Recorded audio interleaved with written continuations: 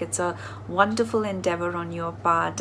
Also, my heartfelt thanks for raising the questions that you've raised, because I think it's time that every one of us take a step back and try answering those questions as honestly as possible. The first question for the day is: are women represented fairly and equally at each level in the field of law? I think gender diversity is not so much of an issue in the early few years. You start to see the gap when you move to the senior ranks. I've started to see it more and more when I walked into meeting rooms and I'd be the only woman, or there'll be very few women in the meeting room.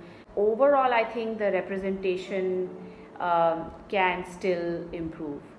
There have been various studies conducted globally to understand gender diversity in law firms, and most of them have indicated similar results.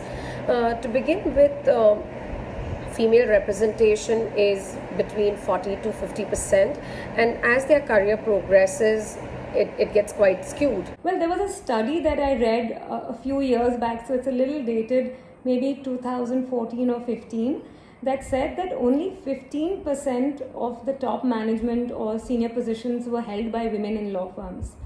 Of the 400 odd senior advocates designated by the Supreme Court of India, less than 20 are women. In a study done by the World Bank a few years back, it said that of all the countries that had constitutional courts, India had the least number of women judges in those courts. There are fewer women at more senior positions than those that enter into the profession. There is a gradual thinning out of women, whether that is due to reasons that are personal to the women or due to the structure of the law firm is something that varies from case to case. Unfortunately, the answer from my side is a no, is a definite no. While we've made strides in making good representation and ensuring good representation of women in junior to mid-level, I think we have miles to go before we can be pleased with the number of women we see in senior positions. Definitely, women are not represented equally at all levels, but things are changing. I think it was in 2016 that Harvard Law School had more women lawyers or more women students graduating from their law school. National law schools in India are now reporting equal number of women and men law students. So the way things are going, we will hopefully see a change in the representation of both men and women going forward.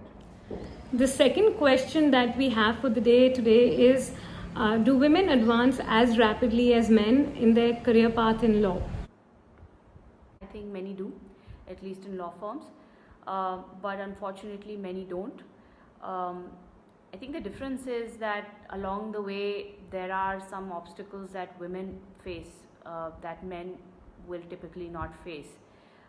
It's talked enough about the fact that when women have children, the responsibility of childcare is disproportionately heavy for women as mothers as compared to men, and that does slow them down. I actually see no difference in the speed in which a woman advances in her career as compared to her male counterparts.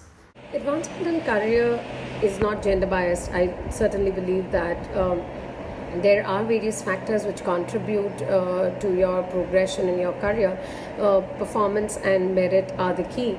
Apart from that, family support, leadership support within the organization. Professionally run law firms look at meritocracy and potential in their lawyers and try and provide all that they can so that no one's left behind in terms of infrastructural aids. The third question that we have is: do women choose not to advance their career at a certain point in their lives? There are many women out there who give up their career voluntarily, but I really don't think it is as voluntary a process as it's made out to be. We must remember that young girls from a very young age are groomed into believing that their profession is secondary, it is optional, then there are social obligations. More often than not, this social conditioning results in many women giving up their careers midway. So, there's a mindset issue as well. A partner who was a new mom a few years back told me that she was wrapping up a meeting at 10 p.m. in the office, and she knew that the other side was stalling because they'd gone over everything. And the other side's lawyer made a comment that, are you trying to wrap up the meeting quickly because you want to go back to your newborn? And she was very taken aback by this comment, and she almost felt it was like a stigma that she was facing.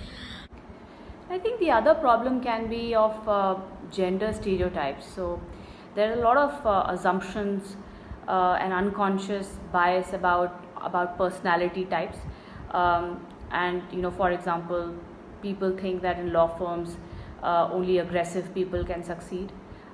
People think women are too emotional to be able to lead, and these are all wrong assumptions. They may not be overtly discriminatory, but they perpetuate gender bias in a way. Women have to cross certain hurdles. They do have to make certain difficult choices. They have to have a balancing act between the personal life and the professional life. So therefore, when you see the progression in law firms, women at the senior level are at a lower number, because by the time they make these difficult choices, men have moved ahead in life.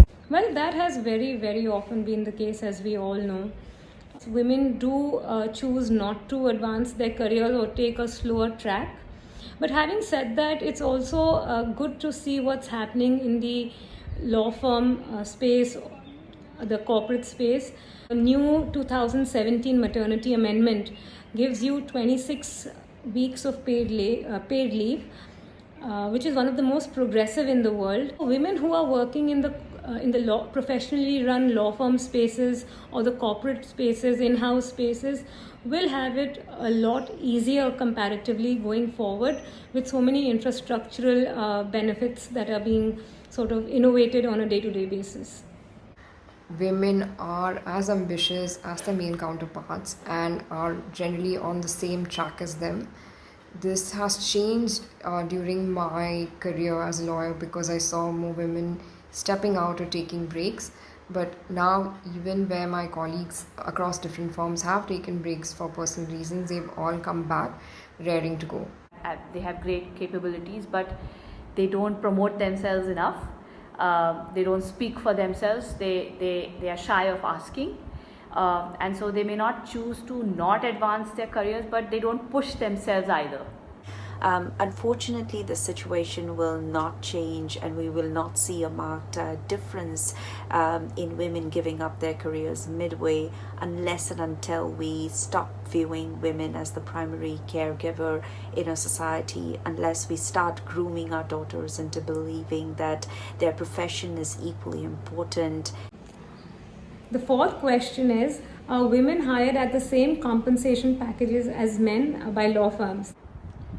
So if you're talking about law firms, I think women are hired at the same rate as men in law firms, and I think women are able to progress and compete in their careers on an equal footing with their male colleagues to a very large extent. When it comes to equal pay for equal work, I think there are more organizations today that pay their women at the same rate that they do their men. At least that's the case and situation in the international law firms where I've been fortunate enough to work. I'm sure that's not representative of the entire landscape, and there are organizations that still don't believe in paying their females equally at par with men. And most professionally run law firms do not have any kind of a gender-based approach for the purposes of hiring. Campus hiring, the same uniform sort of offer is given across the board. In a study that was done a few years back on women in law and in law firms, 70% of the women working in law firms felt that there was a pay parity, and that's a really good number, I would say. So as far as pay parity is concerned, the trend is upwards and onwards.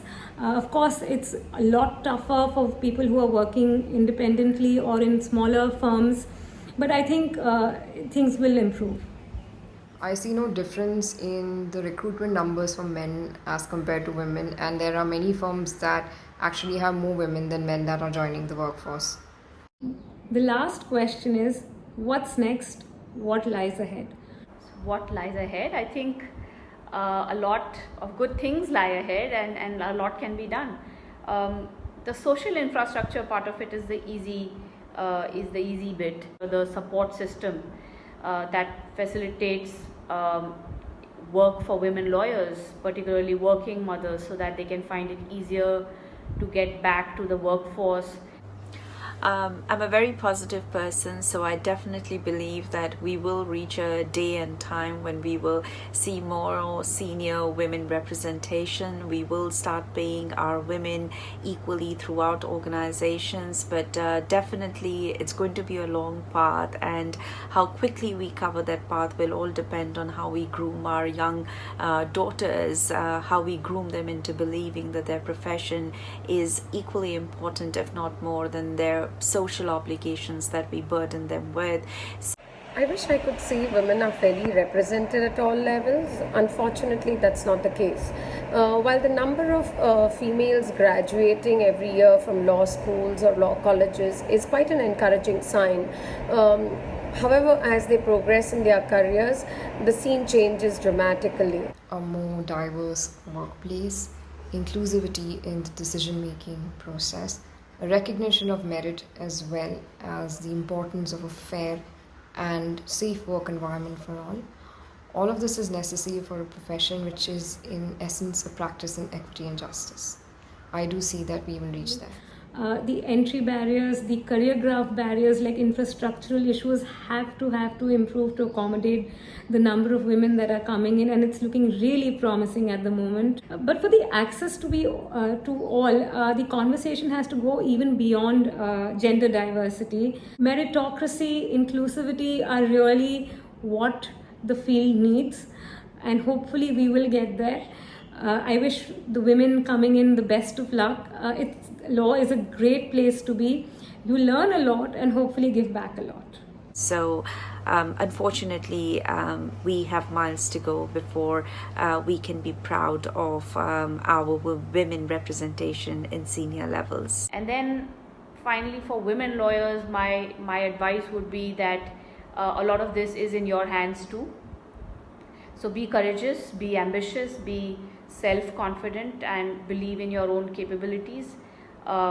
Be more assertive and ask for the recognition you think you deserve.